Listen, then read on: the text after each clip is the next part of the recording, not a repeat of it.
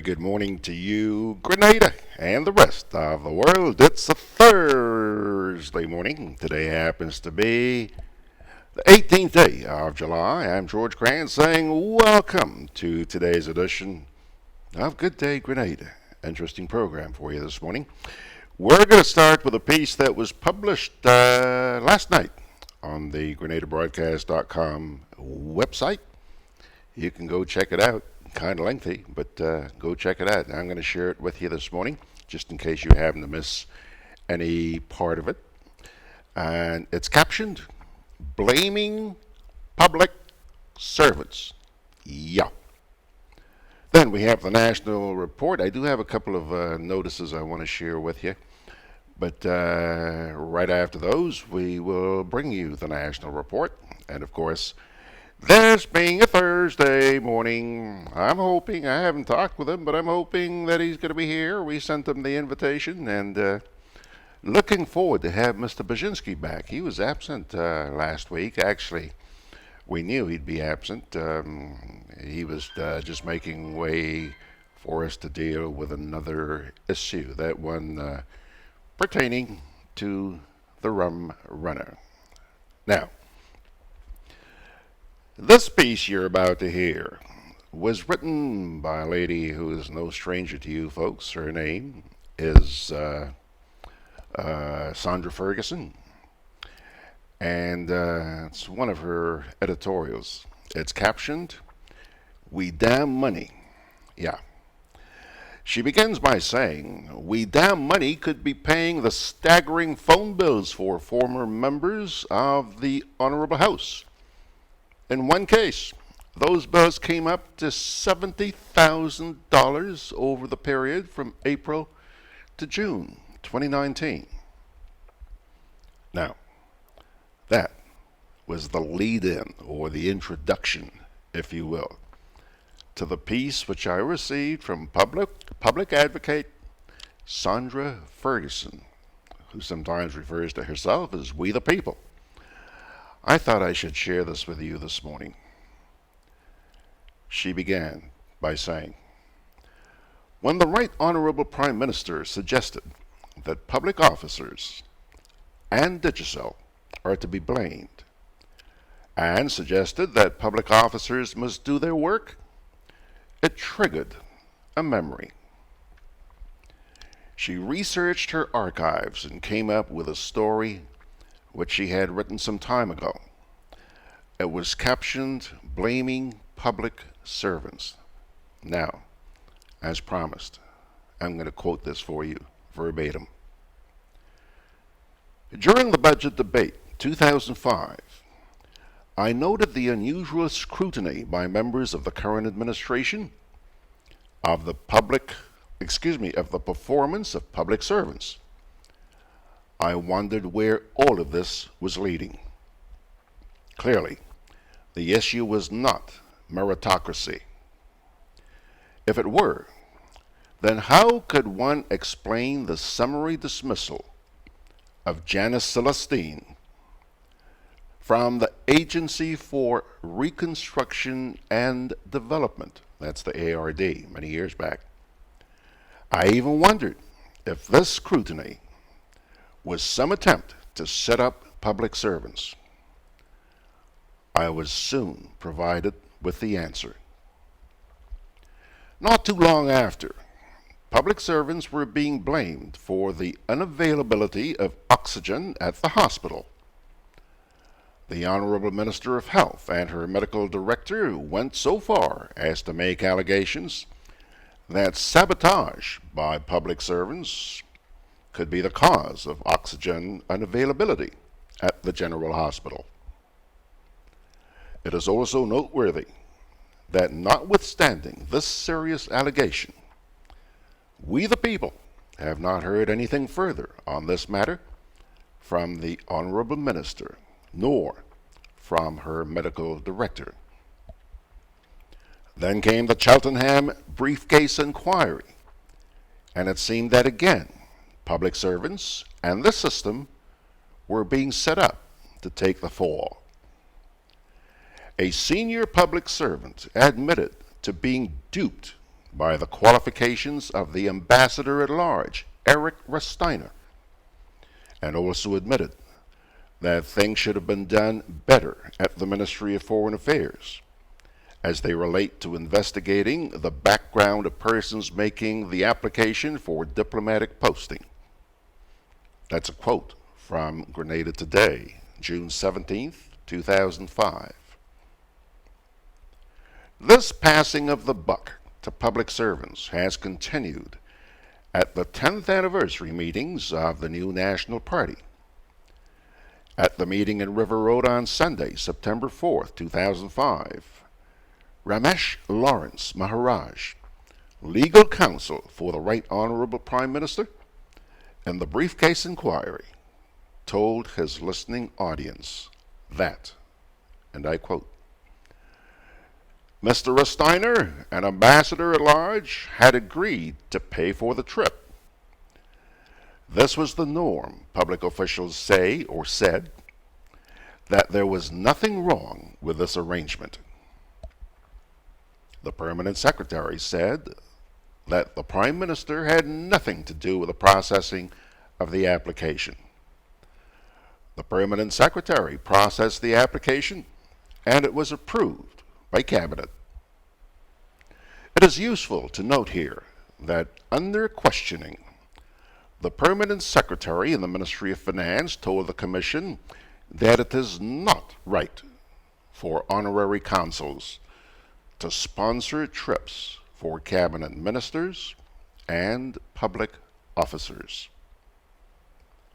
The former senior public officer in the Ministry of Foreign Affairs has also commented that honorary consuls sponsoring trips for cabinet ministers and public officers reeks of corruption.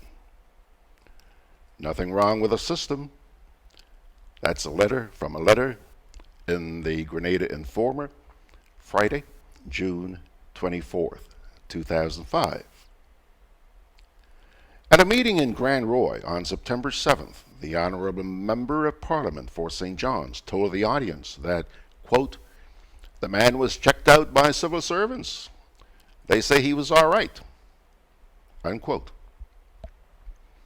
But I submit that it is damn dishonest to seek to blame public servants. If the necessary due diligence checks had not been carried out, then I submit that this state of affairs was exactly what the current administration wanted.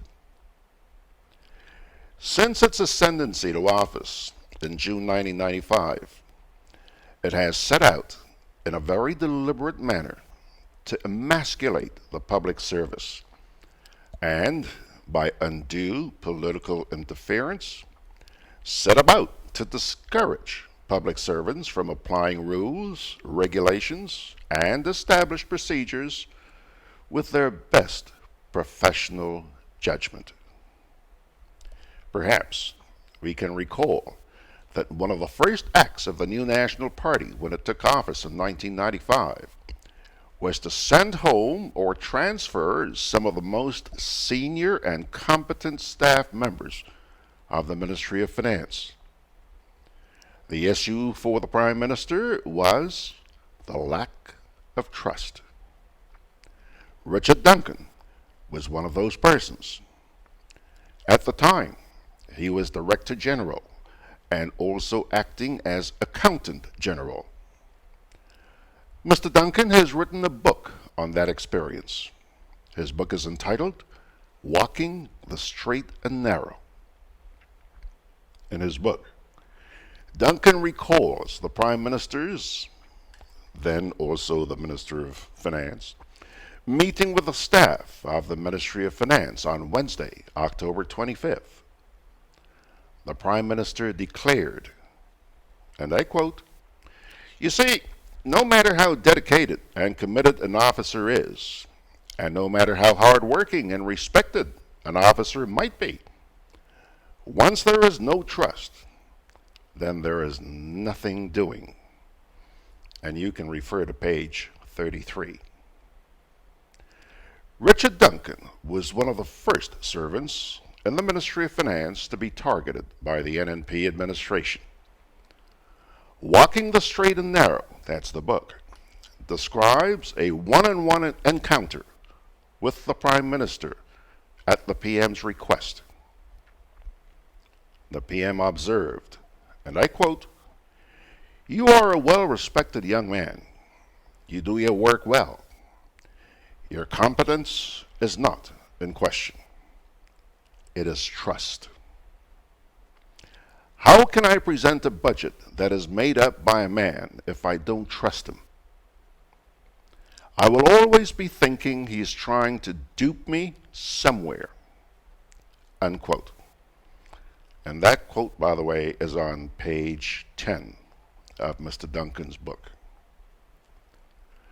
At a second encounter, the PM comments to Duncan, quote, "You are well respected, even among your detractors." Unquote. And Duncan assured the Prime Minister, I quote here, "I'll continue to do my work professionally, and rest assured that I will do my best. But I will not bring water from the moon to demonstrate my trustworthiness." Unquote. And that quote was from page 14 of Mr. Duncan's book.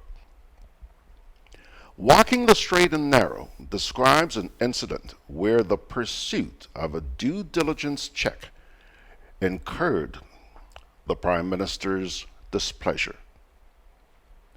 It involved the issue of a commemorative stamp and one Keith Shewett, who had approached the Prime Minister on the matter. As Accountant General, Duncan was also chairman of the Stamp Committee. Duncan writes, and I quote, "By late August, the time had come to firm up the arrangements for the commemorative stamp. At that point, as is customary and consistent with any good business practice, the Accountant General requested the Grenada Embassy in Washington to do a background check on the promoters and to advise us accordingly. The objective was to protect the public purse and to safeguard the Minister of Finance, who is also the Prime Minister and very involved in the project. That notwithstanding, the Prime Minister took offense. Minister Bubb was the messenger. Minister Bubb informed Mr. Duncan that the Prime Minister had questioned going all the way to Washington to do a background check. According to Mr. Bubb, the Prime Minister, and I quote, felt that he had endorsed the project, and if you needed a background check, you could have asked him instead of writing to the embassy in Washington. Unquote. According to Mr. Bubb, the Prime Minister said he had approved the project and approved the man. Mr. Duncan reminded Bubb, Minister in the Ministry of Finance, that this background check was only a standard procedure since it was a first-time business relationship. Mr. Duncan reminded Minister Bubb that it was the responsibility of the Accountant General to protect the public purse. And you can refer to pages 18 and 19. Within months of taking office, it was clear that the new National Party had no use or respect for competence and professionalism in the service. What the administration wanted was yes men and yes women. They had no time for people who would not allow their areas of responsibility to be subject to undue and indiscriminate political interference. Remember Julia Lawrence, who as Director of Audit, dared to take issue with the Prime Minister and then Minister of Finance over the issue of tampering with the audited accounts? Miss Lawrence was dismissed from the public service. In the letter, nothing wrong with the system. A former senior public officer in the Ministry of Foreign Affairs observes, again, I quote, "But isn't it ironic that those who have no clue what diplomacy is about are placed at the head to guide that ministry, while others who have received training in diplomacy and are experienced Foreign Service officers are put in other ministries?" Unquote. Looks like we have been set up for failure. The letter further observes, and I quote, "Character and integrity should mean more to someone at that level than towing the line. Maybe that's why some of us could not remain in the new revised system, or we're not allowed to. We refuse to lower our integrity and sully our characters. So when the various mouthpieces of the current administration and party in office try to convince we the people that is public servants' fault, tell them, don't try that. Is them set it up so?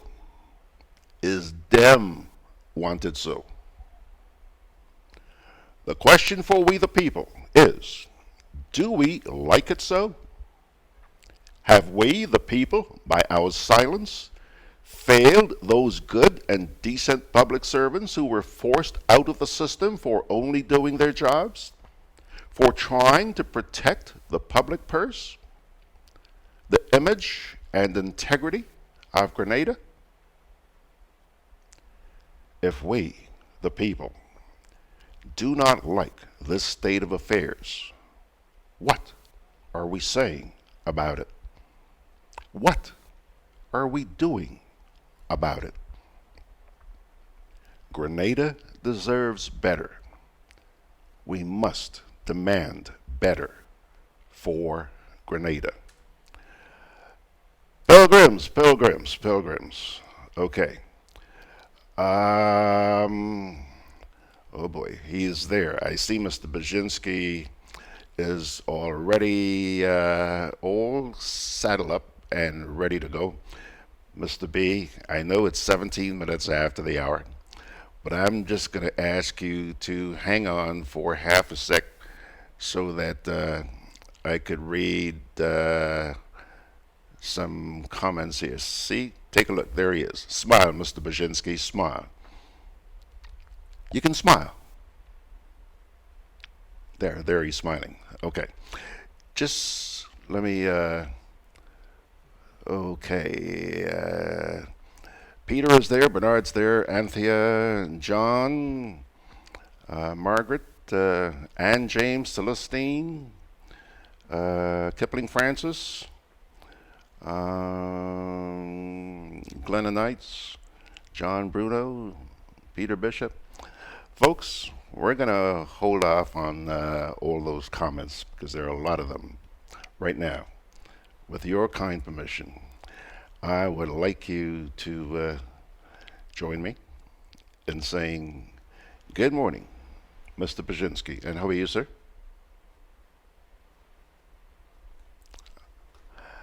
Wait a minute. I'm only seeing your lips moving. Why am I not hearing you? Keep talking. No, I'm not hearing Mr. Baczynski. Wait a minute. What's going on here? Let me try again. Mr. B.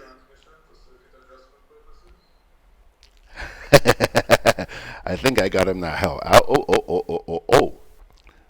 There he goes. His little thingy there is gone.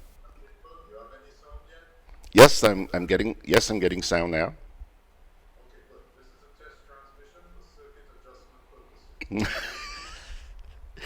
Hold on. You're This is a test transmission. Sounds like the BBC.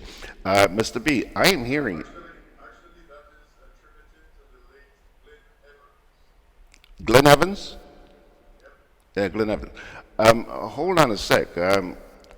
I'm hearing you, but for some reason your audio doesn't seem to be going out on the air. So let's try again. How about now?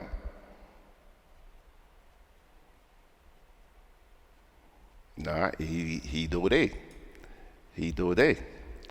This is ridiculous. Hold on a sec, Mr. B. I'm gonna be very persistent this morning. We got to get you on after missing you last week. Try again. Okay. He's no, I'm not even hearing him. He seems to be doing some adjustments to his iPhone as well. Hello? I'm not hearing him. I'm not hearing him. I'm not. Nah, don't break my heart this morning, Abby. Uh, huh, huh, huh. Uh, Hello? Yeah, I'm sort of hearing you. Yes, I'm hearing you. Uh, I'm hearing you, but the listeners are saying it's going out, but very low with a reverb. Uh,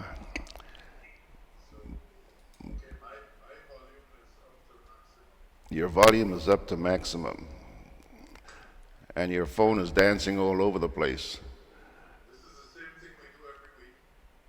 Yeah, yeah, and it's the same thing here as well. So I'm trying to figure out what happened. I like those special effects with the phone turning around all over the place there. Hang on a sec. Hang on a sec. Whoa, whoa, whoa, whoa, whoa, whoa. Uh-huh. AB, don't make any adjustments, AB. I think you're okay. For some reason, I get the feeling that the problem may be here. So just keep talking. Let me see. I'm not hearing you, sir. AB, hearing me? There he is. I can see him lip syncing, but don't make any adjustments, AB. I think you're fine. I think you're fine. I get the feeling that somehow the gremlins may be back in action here. Just keep talking with your test of the public. Nah, he do day. He do day.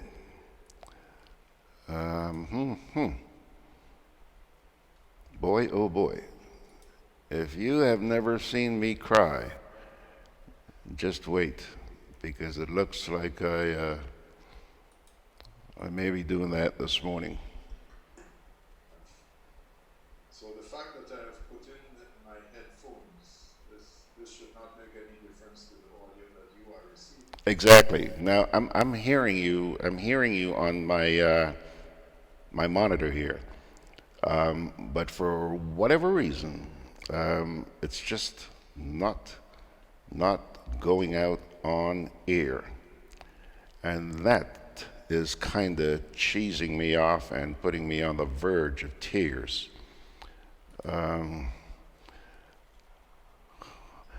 Maybe talk. Let me see if. Okay. So the testing of the transmission continues. From my side, you are able to receive my audio signal. Yes, And you can also see me. I'm seeing you. I'm hearing you on my monitor there. But for some reason, you refuse to leave this room and go out there to the people. Let me hold on a minute. Let me ask Margaret. Are you able to hear him? Are you able to understand what he's saying, Margaret? Margaret's in New York, and her ears are always glued. So Anthony Park says, "Wee wee," whatever that means, Anthony. Um, Allan, I'll tell you what. I want you to go ahead. I want you to go ahead.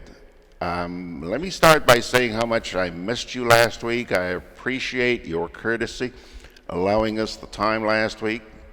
But it's Hey, wait a minute. We're not on contract, so it doesn't matter. well, to me it matters. I mean, these people look forward to you every Yeah, Thursday. but there literally was a very pressing issue last week that needed to be addressed. Okay, I have confirmation here that I am being heard now. Oh, okay. Somebody says that John and Carrick says AB is really faint. But anyhow, whether you're faint or not, just go ahead, sir. Tell him turn up the volume. Turn up the volume, John. Anyway, my favorite late night talk show host, Stephen Colbert, has from time to time referred to the difficulty of out-stupiding Trump.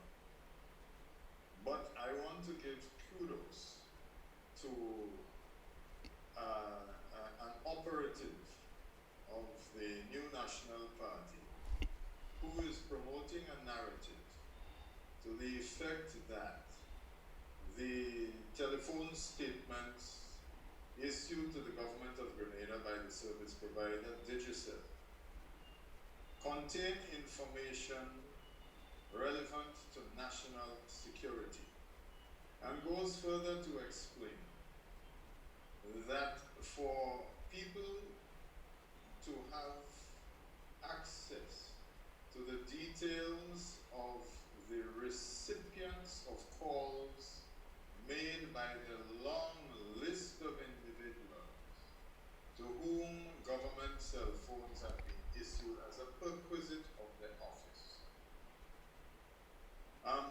would constitute a breach of national security. All right. Now, the ignorance, the stupidity, the dumbness of that narrative is immediately demonstrated by the fact that you are not seeing the details of calls made by anybody in the Financial Intelligence Unit, or the CID, or the Special Branch, or anyone who would have anything to do with national security.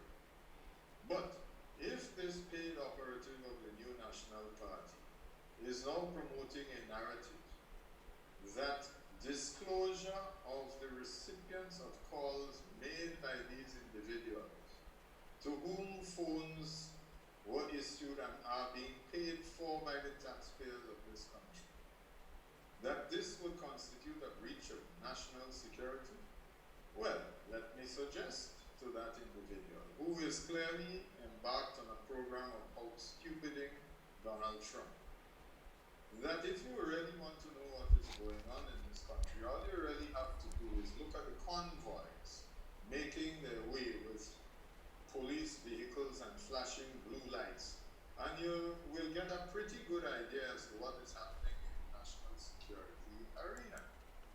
Further, is there a national security advisor? Because if there were such an advisor in place, he presumably will be in a position to tell these individuals who have had the benefit of using taxpayer-funded cell phones that they should have secure means of communication if there are any implications for national security. In other words, get a private phone, pay for it yourself, even better. But nevertheless, it would seem not to be a difficult arrangement to use perhaps another service provider or even the same service provider with a different package, with different phones for issues of national security.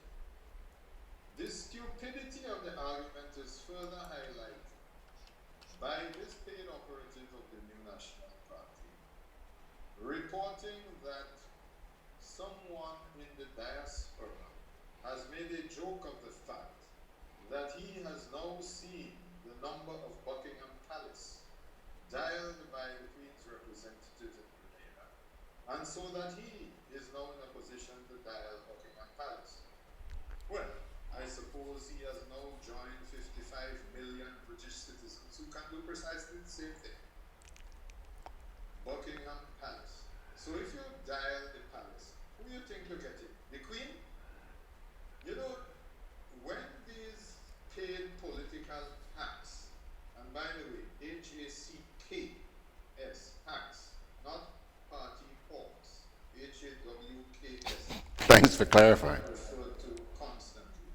When these paid political hacks, in desperation, start disseminating this nonsense, they should be responded to with the only appropriate means that we have in our vocabulary. I will demonstrate it to you now. Is that what you call stoops? I'm just sorry I couldn't draw it out long. Now, imagine that this is the best that they can come up with, that they are now going to go out. Where do you think they are? Communist China? That you could censor information? That now that the cat has been let out of the bag, that you think you are going to intimidate people by saying this is a matter of national security and you're conducting an investigation to find out. You have Digicel running around saying they have to check for the leak. What leak that?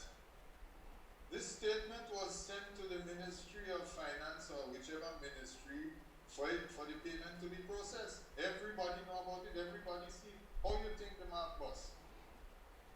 And it is presumably when one or more individuals got fed up with this egregious abuse of the national purse that the information was provided to people who have no particular, let us say, affiliations.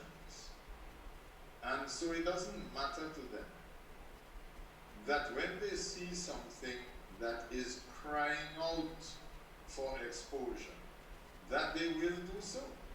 And I hasten to add that they have the support of no less a person than the right honorable gentleman who holds the office of Prime Minister, because he went to Montreal to speak to Grenadians resident there, and told them in no uncertain terms how the public service is supposed to operate. And I agree with everything that he said regarding how it is supposed Yeah. to operate. Now, as to whether or not, and we have all been aware of the fact that the walking the straight and narrow has been out for a long time, and we have had patriotic Grenadians who are reminding us of what was contained therein.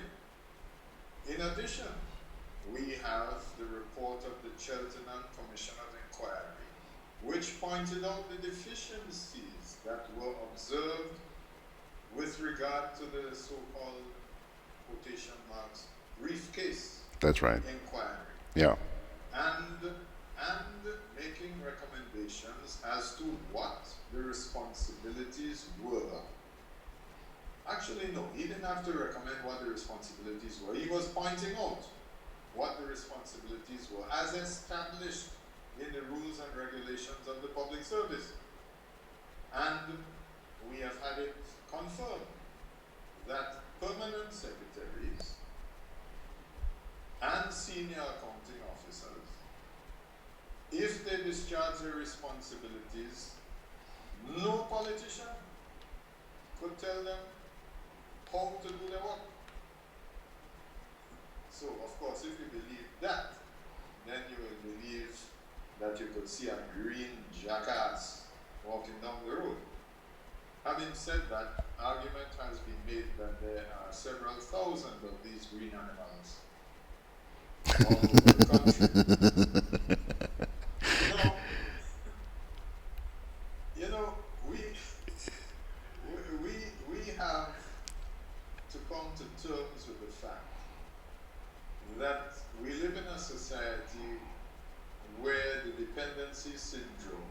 eat a food mentality, which some people argue has sort of been absorbed because of our close links to Trinidad.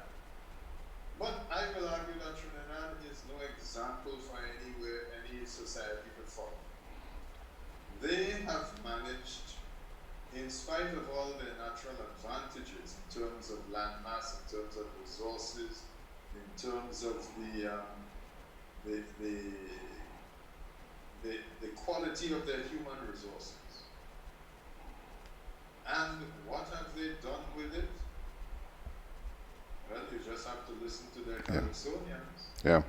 Because I don't know of many Trinidadians who are satisfied with what they have made of their country. But that's a matter for them. Our problem is when they want to come here. And because they have a lot of money, and how they came by the money is not our business, but they have a lot of money and they have the opportunities to jack up our real estate prices. All power to them, because at the end of the day, who is selling to them? Grenadians? So Yeah. there's nothing wrong with it, but it is a matter for concern.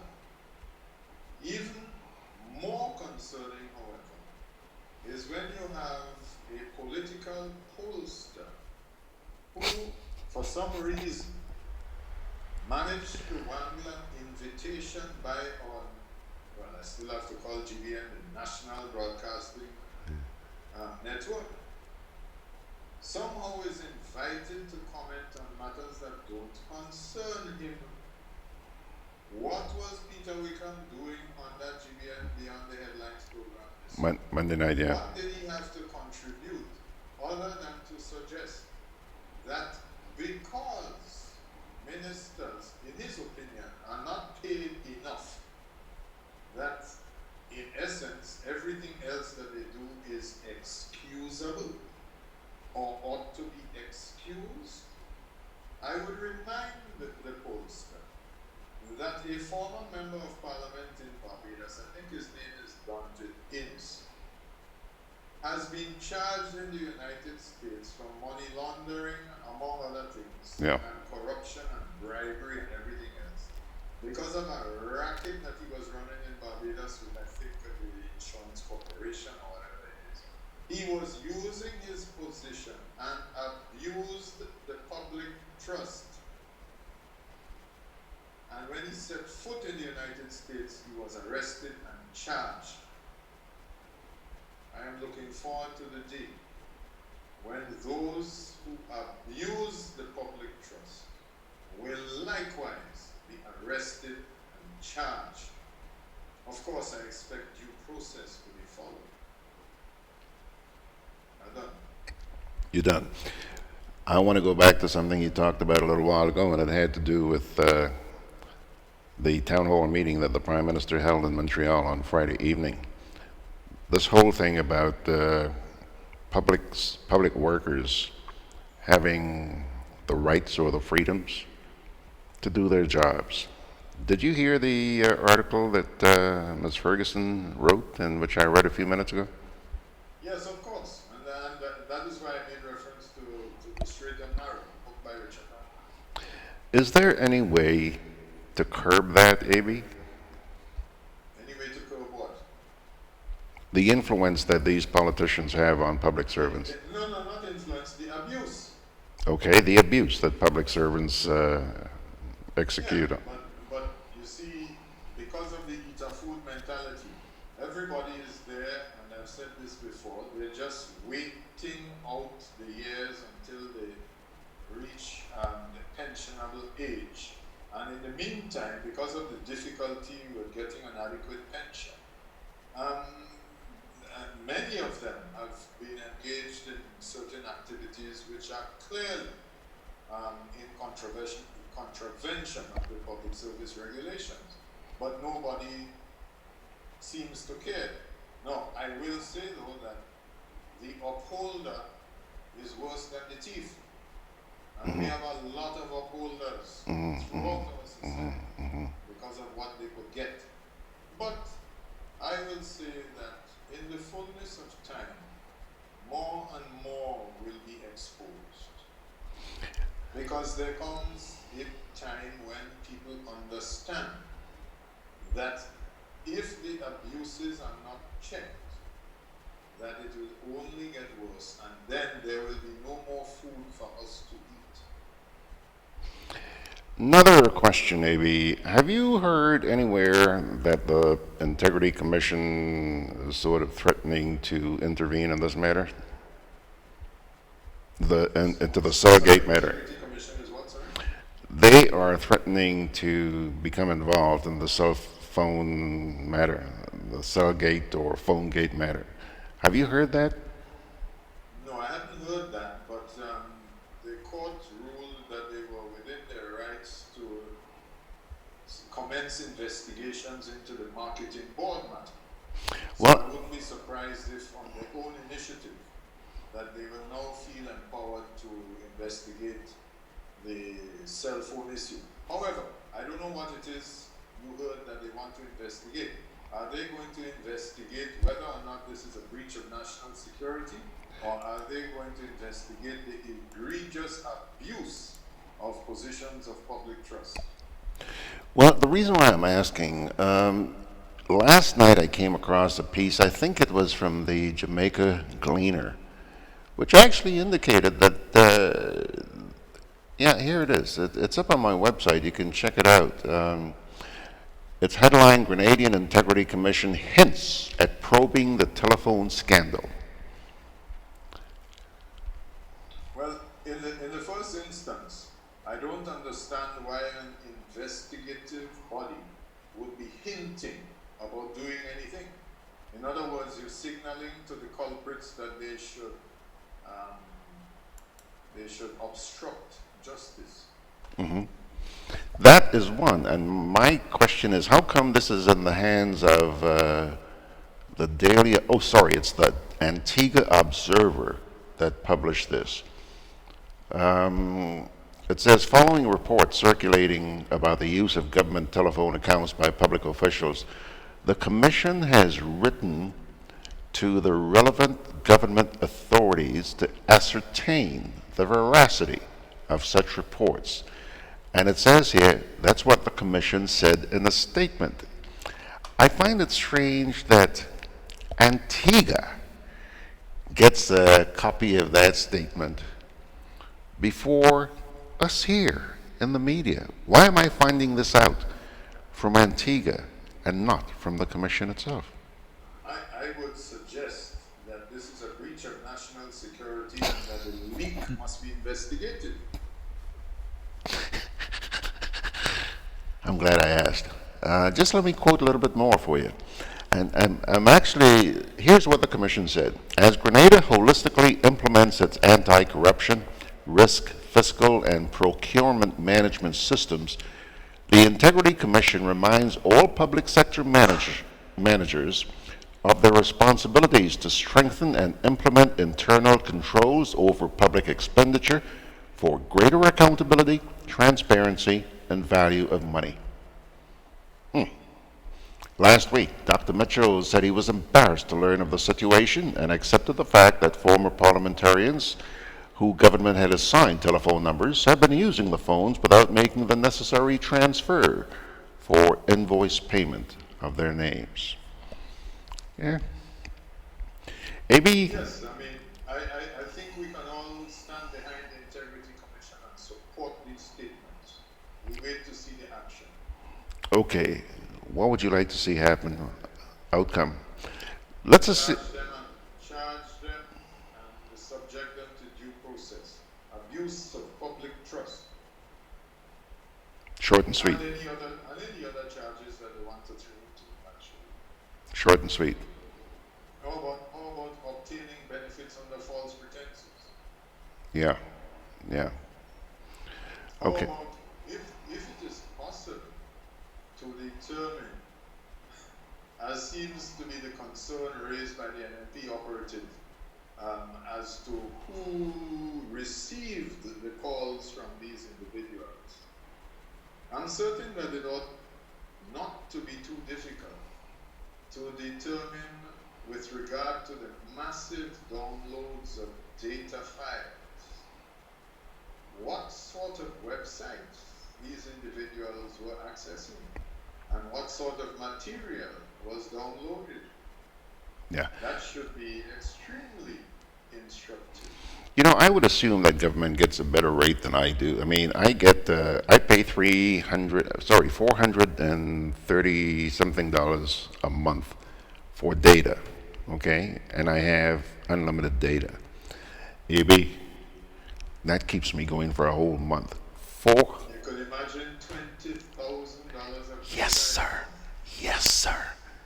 I would like to know what he was watching. That's one of the big questions. But another one, Alan, is okay. So this thing has come to light about the bills between April and June. Okay, but Alan, What about the last 5 years? thank you, thank you. How long has this been going on, AB? And do you think we'll ever find out? Do you think we'll ever? Yeah. Anyway, Before. presumably from the time they move their service to a different service provider, that should be the starting point. But didn't they just dump Flow for Digicel not too long ago? I don't know how long ago it was. Okay. AB, before I let you go, did you see Jimmy Bristol on the program here on Monday morning? I didn't see him, but it is long overdue because we have spoken in the past about the fact that Derek Knight established, by reference to, I think it's the John Doe case in Guyana since 1971, that you can take action against ministers of government in their personal capacity for debts that they are required to settle. Now, as I understand it, this most recent ruling by the court at the instance of Mr. Bristol on behalf of one of his clients indicates that an aggrieved person entitled to an award made by the court, in the absence of any action by government, may commence proceedings to levy against property of the state in order to obtain settlement. And I hope that it is possible for this to be proceeded with expeditiously. Well, you know, I don't think a statement has come out from the court yet. The judgment, I'm not sure it's been published, but I do know that Jimmy said that he does expect that it's going to be appealed. And he said that if it is appealed, he's prepared to go all the way up to the Privy Council. Yeah, no problem. I mean, they can use delaying tactics, which is why I have referred to the precedent established by Derek Knight using the 1971 case in Guyana. And in that instance, the then Minister of Finance, my friend Tony Boson, being afraid of the possibility of incarceration or sequestration of his personal assets, I believe was the term used. Okay. That he made diligent efforts to settle the indebtedness to Mr. Knight. So I wouldn't be at all surprised if this might not be a quicker way to do it. Mm-hmm. Because I don't know that you can appeal a sequestration order. Okay. All right, AB, we got to run because you know what? We put you in there in place of the GIS's national report. I mean, so I got to get you out of here. Thank you very much, sir. So just remember that whatever it is you are doing, you must always be very careful that you will not be accused of breaching national security. You weren't here between 79 to 83, but they used to lock up people on the slightest pretext, quoting national security. And I mean, putting you in before the GIS is a breach of national security, I would imagine. Yeah. Anyway, have a good day. Thanks a lot, Alan. Take care. All right, Alan Baczynski there from his home. I think it's in Montjaloux, wherever. Folks, boy, we are running behind time this morning. First of all, there are a couple of announcements I wanted to make earlier on. The Wells Learning Center, they're located on Lower Lucas Street, and they're now accepting registration for summer classes coming up in September. Courses include 1. Introduction to Form 1 Math and English for Form 1 students. 2. Secondary School Math and English for all forms. And 3. Primary School Lessons for grades 2 to 6. All right? Mom and Dad, if you got some kids who ought to be kept busy during the summer season, you can call 417 5704 or 459 7505. All right? That's the first announcement. The other one I wanted to mention here to you, and this is a worthy cause, the Pink Ribbon Society will be holding a fundraising event right outside of Purcell's Haberdashery store in St. George from about 6:30 a.m. on August 3rd. Okay, it's a little way off, but make a note of that date. It's a worthy cause. August 3rd, starting at about 6:30. They will be selling things like cakes, saltfish and bakes, juices, etc. And this is a fundraising event to help women and men who need some help regarding mammograms and ultrasounds. Okay? So please give some thought, make a note of that date again, August 3rd, starting at about 6:30 in the morning. Pilgrims, okay. Quick break. Studying too hard about back to school expenses? Co-op Bank is making back to school as easy as 1, 2, 3. Enjoy competitive interest rates, affordable monthly payments, speedy decisions on applications. Come in and apply today. Welcome home. Mr. Watts, wait. Why are you removing my sign? Sorry, Larry, but you can't put the sign on an electricity pole. That is an accident waiting to happen.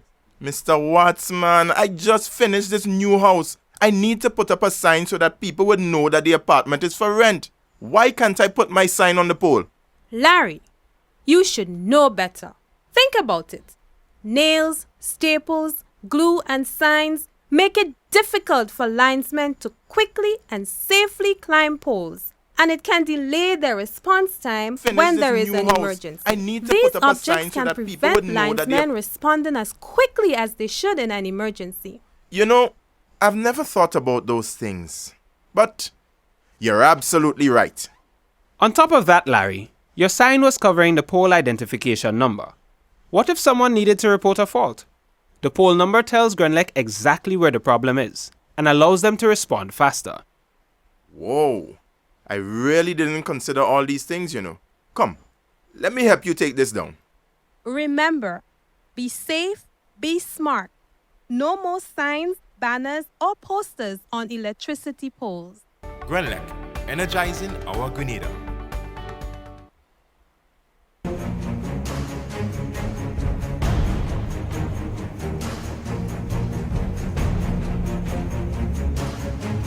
You don't know how many hurricanes will be coming this season, so you need to be prepared. At Hubbard's Hardware and Building Supply departments and Food Fair supermarkets, everything from canned foods, flashlights and batteries, to plywood, tarpaulin, lanterns, roof repair kits, water tanks, etc. are available.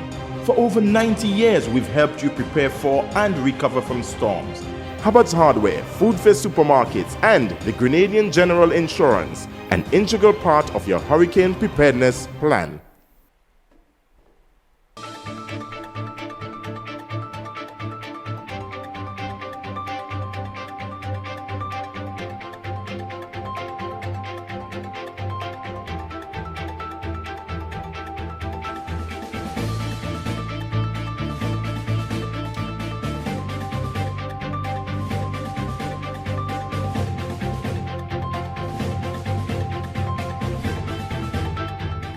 Grenada collaborates with the University of Southern Caribbean to offer nutrition courses at the bachelor degree level. We'll have details to this story and more when we return.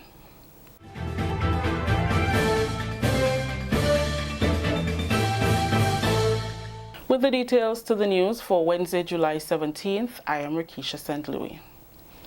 Grenadians are being encouraged to join the fight against the rise of non-communicable diseases. That called by the University of Southern Caribbean, which is partnering with the Government of Grenada for a 5th year to promote its bachelor degree program in nutrition dietetics.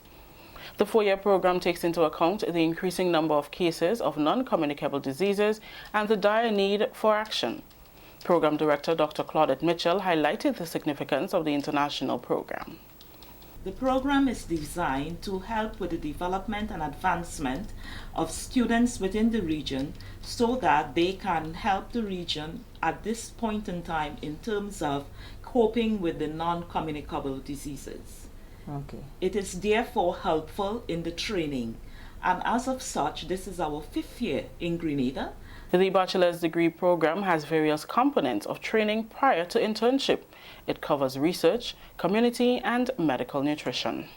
The student would learn nutrition care management of patients, those in the disease state, such as if they have diseases like heart disease, diabetes, cancer, etc., as well as it would train students to provide nutrition and wellness in the prevention of disease.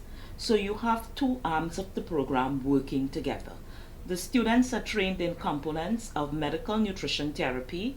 They are also trained in community nutrition, as well as in food service systems management and research. So we have all these components coming together that can train the student to become a dietitian. At the end of the program, this program is linked with Oakwood University in Huntsville, Alabama. Okay. So at the end of the program, the student is eligible to enter into an international dietetics internship. Okay. The university is also partnering with Grenada's lone tertiary institution, T. Marisha Community College. Grenadian students are allowed to commence their degree program at the local college for 2 years. They can begin here at 2 years, and then after graduation they transfer into the University of the Southern Caribbean for the 2nd component of the program, and they can get a full bachelor's degree. Government is seeking to continuously engage the youth through various programs geared at their holistic development. One of these is the National Summer Program, which runs from July 22nd to August 1st, targeting students aged 10 to 16. Each constituency will have access to a center for the program. During the weekly post-cabinet briefing, Minister with responsibility for youth development, Honorable Kate Lewis, spoke to the intended benefits of the program. Is to ensure that our students can communicate well with each other, improve their literacy skills, their communication skills, to realize their civic responsibilities, to get themselves involved in sports, culture as well.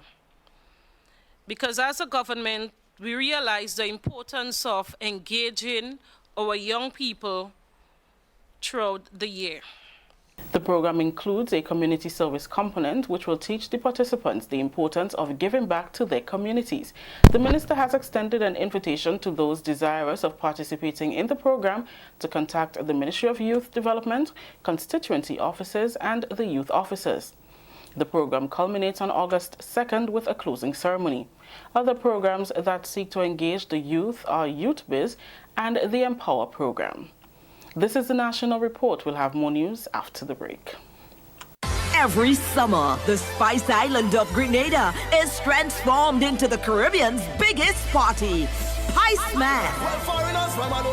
Coming down to Grenada. Come experience the warmth of our people, trending theme fats, the revelry, the pageantry, and why we are the Jab Nation. The Kids Our Future shines on August 3rd in the Children's Carnival Frolic and the Junior Calypso Show. 7 beauties take center stage as the Queen of Carnival is crowned on majestic Thursday, August 8th. The prestigious Soca and Groovy Monarchs are crowned on Carnival Friday night, August 9th. Enjoy the pulsating rhythms of the steel pan at the Junior and Senior Panorama on Carnival Saturday, August 10th, and Real Steel, August 17th. The March Gras crowns the Calypso Monarch on Carnival Sunday, August 11th. 2 days of frolicking in the Caribbean sun kicks off on Monday morning, August 12th, with the biggest juve in the world. Followed by pageant and Monday night mass. The creativity and splendor of our mass parades on the road Carnival Tuesday, August 13th. Join us in the Jab Nation of Grenada, August 8th to 12th for Spice Mass 2019. Many events, one carnival. Welcome back. Minister for Agriculture, Honorable Allan Horsford, has commended the high level of operations at the Diamond Chocolate Factory in St. Mark. During a recent visit, the minister spoke of the strides made, which is resulting in a quality end product. Details in this report by Karima Lewis, Public Relations Officer in the Ministry of Agriculture. The tour was led by manager of the establishment, Andrew Hastick. Hastick noted that the local consumption of the chocolate is currently at a 15% rate. There was a survey by the government of Grenada in 1999, poverty survey. And it says that food is available on the island, but not accessible. So what the factory did, it makes all the food that was available everywhere, it makes it now accessible to people. So we expect to see more and more people accessing cocoa, right? No one knew that cocoa was just like a fruit before the factory to us. Now it's a food. So as it becomes more and more accessible, we'll have more and more people eating chocolate. As the manager of the company, Hastick is quite pleased to know where the company is going. But when we wrote the project documents, we are supposed to be at negative growth now. The parent company was supposed to be financing the operations here still. That is no more. This company buys its cocoa from the parent company, competitive price. It risen to a maturity in a short period of time that we never expected. The technocrats who knew about chocolate from Switzerland and Belgium and the USA, they are not here, as you can see. And Grenadian people are doing it. I am saying that if things continue like that, making the cocoa more now accessible to people as a food, it's anyone's guess where we will reach. It's anyone's guess. So I think it's one of the biggest blessings to any country to have second stage development, not only primary. And now if you look across the street, we are going to third stage. Minister Bean Horsford says the inclusion of the restaurant will be a good addition to the business there. Very soon we would have a restaurant here to complement the whole thing when the tourists come. And even our locals, you know, we can get the flavors of the chocolate factory and sit in the ambience of cocoa field area so that people can really enjoy and feel, you know, the whole concept of this development here, you know. So it's excellent, and you know, I'm glad that the industry is taking it more seriously. The point is being shown here, getting the tourist piece, you know, the whole mix, and blending the whole thing into one, you know, so that we can benefit all from it.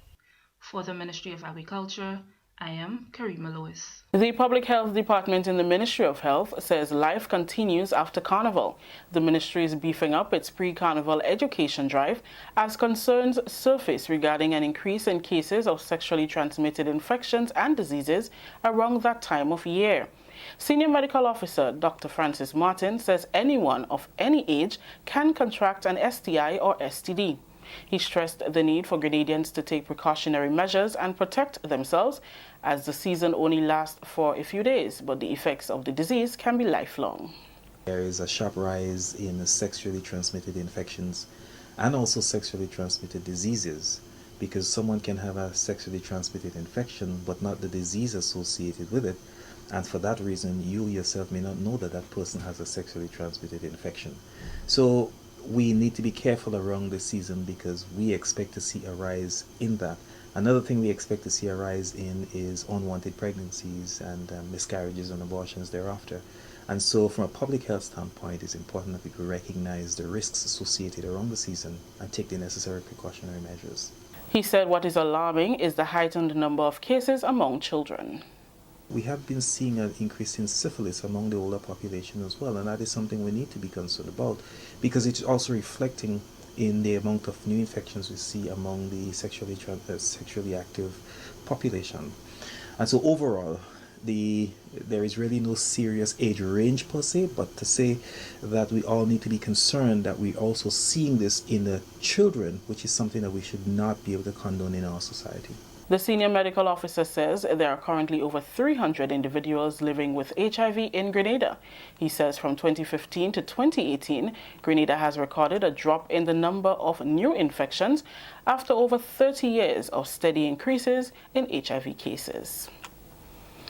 That story just ended the national report for today, Wednesday, July 17th. Let's recap the top story. Grenada collaborates with the University of Southern Caribbean to offer nutrition courses at the bachelor degree level. On behalf of everyone here at the Government Information Service who made this newscast possible, I am Rakisha St. Louis saying thank you for joining us. Until next time.